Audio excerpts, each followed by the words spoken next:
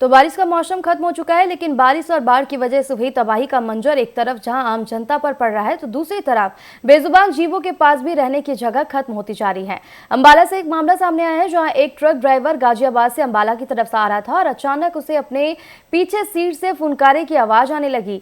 जब ड्राइवर अंबाला में चाय पीने के लिए उतरा और फिर ट्रक पर चढ़ने लगा तो उसके होश उड़ गए। दरअसल ड्राइवर की सीट के पास एक काले रंग का कोबरा बैठा हुआ था और लगभग 300 किलोमीटर की यात्रा करके वो अंबाला पहुंचा था। और इसके बाद इसकी सूचना वाइल्ड लाइफ विभाग को दी गई और मौके पर टीम ने पहुंचकर उसे लंबे कोबरे को 1.5 घंटे की कड़ी मशक्कत के बाद रेस्क्यू किया और उसे सही सलामत एक जंगल में छोड़ गया।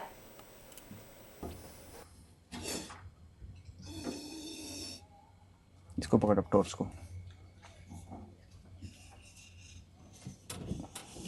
ना थोड़ी हनी हो जाएगी, बाकी करोगे तो।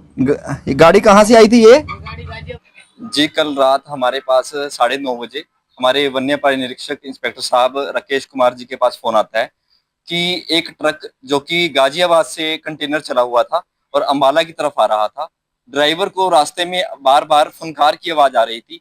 तो उसने अंदाजा लगाया कि शायद मेरे टायर में से हवा निकल रही है या कोई इंजन में या कोई ब्रेक में प्रॉब्लम आ रही है। वो बार बार चेक कर रहा था, लेकिन उसको नहीं पता था कि उसकी सीट के पीछे एक जहरीला सांप बैठा है। जब उसने अंबाला आकर टायर चेक किए और जब उसने चाय पीकर अपनी गाड़ी का खिड़की खोली, तो खिड़की खोलने के बाद उसको पता चला कि उसके जो स्टीयरिंग और ड्राइवर सीट है उसके ऊपर एक कोबरा सांप कुंडली बनाकर। रात 9:30 बजे के करीब फरीदाबाद से कॉल आई थी कि हमारी गाड़ी में सांप घुस गया है। तो रात को ही फिर मैंने भक्त को लेकर साथ और हरियाणा बैरियल के पास था, तो वहां से रेस्क्यू किया गया। सांप कोबरा मिला है, कोबरे को रेस्क्यू करके जंगल में रिलीज करके जाएगा।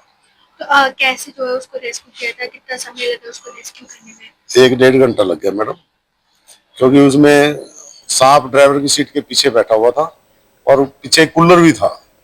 कूलर को हटाया गया, सीटें